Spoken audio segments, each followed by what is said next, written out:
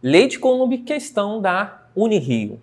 Duas esferas metálicas idênticas de dimensões desprezíveis eletrizadas com cargas elétricas de módulo igual a Q e 3Q atraem-se com força de intensidade 3 vezes 10 a menos 1 newton, quando colocadas a uma distância d em certa região do espaço. Preste atenção no seguinte, ele fala que as cargas têm valor Q e 3Q e não importa o sinal. Por que não importa o sinal?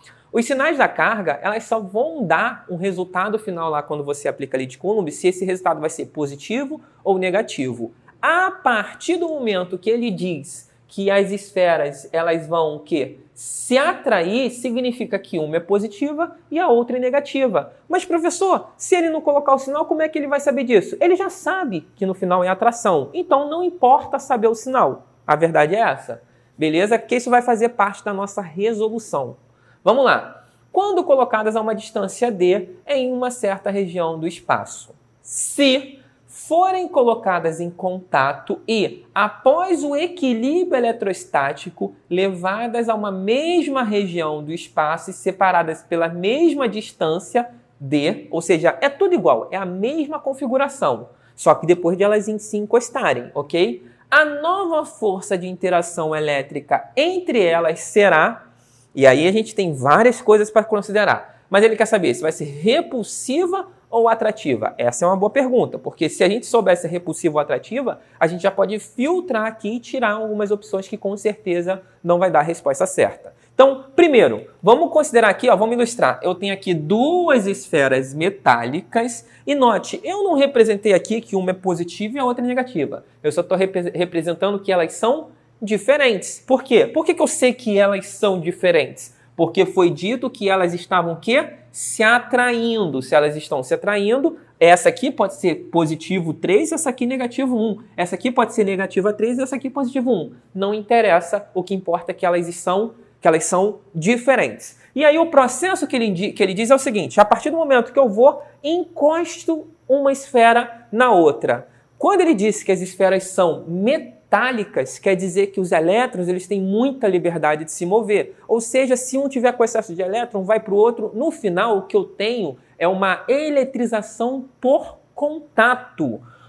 A eletrização por contato tem uma característica muito importante que nós aprendemos na nossa aula. Eletrização por contato sempre gera objetos com a mesmo sinal de carga, sempre. Se eu pegar dois objetos, um positivo e um negativo, e encosto no final, ou eu vou ter dois positivos, ou eu vou ter dois negativos, ou eu vou ter dois nêutrons.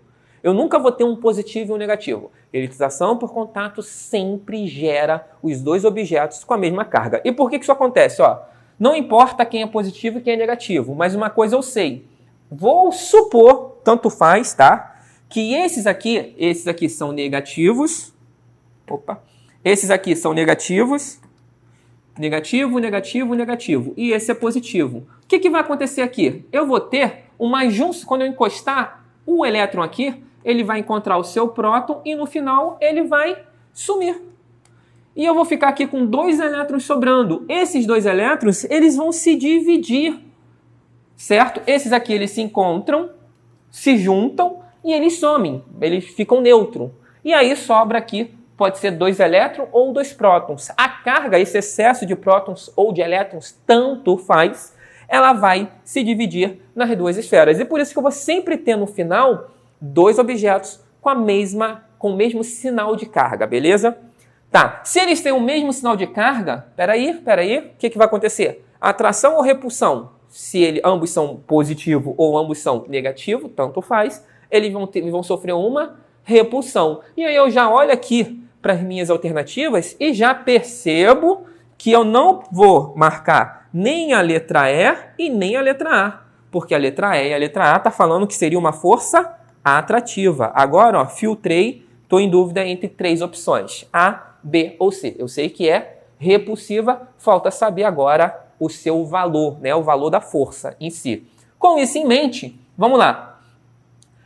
Presta atenção, o que eu preciso fazer é aplicar a a lei de Coulomb. Só que no fundo, ele não me deu o valor da carga. Ele só disse que uma vale Q e a outra vale 3Q. É 3 vezes maior. Só que essa aqui representa a situação antes do contato. Uma vale Q e a outra vale 3Q. Esse aqui representa a situação depois do contato. Eu fiquei com um Q aqui e um Q do outro lado. Importa o sinal? Ah, mas não importa o sinal. O que importa é que tem uma carga aqui e aqui eu tenho uma carga. Aqui eu tenho uma carga e aqui eu tenho 3. A grande diferença é que aqui vai ser atrativo e aqui vai ser repulsivo. Mas no fundo, o valor, o sinal da carga não importa. Beleza? Então, seguindo nessa lógica, observa aqui, ó. Nesse caso aqui, onde eu tenho uma carga e 3, a lei de Coulomb, certo? A lei de Coulomb vai ser escrita dessa maneira. Por que dessa maneira? Tá aqui as informações. Eu tenho duas cargas, aqui uma vale Q, a outra vale 3Q. E quando você tem esta configuração aqui, que é a configuração antes do contato, ele disse pra gente que a força valia 3. Mas, professor, ele não disse 3, não. Ele disse que valia 3 vezes 10 elevado a menos 1. Foi isso que ele disse lá na questão. Vamos voltar aqui, ó, só para ver? Ele disse aqui, ó, que a força... Tá onde aqui? Vale 3, tá aqui, ó. Deixa eu grifar aqui. Vale 3 vezes 10 a menos 1. Beleza, concordo com você que ele colocou 3 vezes 10 a menos 1. Mas eu preciso escrever esse 10 a menos 1? Você pode escrever e você vai ver que não vai fazer diferença alguma no nosso resultado final. Mas vamos lá. Então, o que eu vou fazer? Eu vou fazer uma comparação porque ele não me disse os dados aqui. Ó. Eu não sei quanto que vale Q. Não tem como eu calcular a força se eu não sei o valor do Q. Como é que é? Q vale 3, vale 5, vale 7? Eu não sei. Essa situação aqui, para mim, é desconhecida. Essa situação aqui, embora eu não saiba nem o valor do Q e, consequentemente, eu não sei quanto vale 3Q, mas ele já me deu a resposta final que vale 3. 3 vezes 10 a menos 1, mas eu vou colocar só o 3, beleza? Ele já me deu a resposta final para isso. E aí eu começo, pô, e agora? Como é que eu vou fazer essa situação, se eu não sei o valor do Q, mas eu sei dessa situação, eu sei a resposta final, não sei quanto vale o Q, mas eu sei a resposta final. Então começa a fazer uma comparação. Perceba que aqui eu não tenho somente multiplicação e divisão. Se eu só tenho multiplicação e divisão, eu não posso mudar a ordem disso aqui. Eu posso botar o 3 para frente, o Q para o outro lado, eu posso fazer o que eu quiser na ordem. O que eu quero que você perceba nessa questão, que eu diria que é um pouquinho difícil, é que ele te dá duas situações que aparentemente são diferentes. Porém, essas situações, elas compartilham de algo em comum. Elas compartilham do que você não sabe quanto vale o Q, mas ele aparece tanto desse lado de cá quanto desse lado de cá. Ah, professor, mas aqui é 3Q. Tudo bem, mas o 3 ele anda. O que importa é que aqui tem um Q e aqui tem um Q. O que importa é que aqui também tem um Q e aqui tem um Q. Se eles compartilham de algo em comum, quer dizer que, de certa forma, eu posso começar a misturar essas equações, misturar essas fórmulas. E como é que eu vou fazer isso? O 3... como aqui só tem multiplicação e divisão, eu vou andar com 3 para o lado. Ó. Eu posso andar com ele. Ele pode ficar em qualquer posição. Só tem multiplicação e divisão, eu defino a posição. E agora, quando eu olho para isso aqui, observe bem o que eu tenho aqui e observe bem o que significa o FE. É basicamente a mesma coisa. A força que eu quero achar é dado por essas letras aqui. E essas letras aqui, elas aparecem do lado de cá. Vocês entenderam a ideia? Então, o que eu posso fazer? Eu posso pegar isso aqui e substituir por FE. E aí eu tenho essa expressão final aqui, ó. 3 é igual a 3 vezes FE, que no final vai me dar, jogo 3 para o outro lado dividindo, 3 dividido para 3 vai dar 1. Então, a nossa resposta final vai ser FE é igual a 1. Ah, professor, e o 10 a menos 1? Se você tivesse colocado aqui, ó, vezes 10 a menos 1, ele estaria aqui ainda.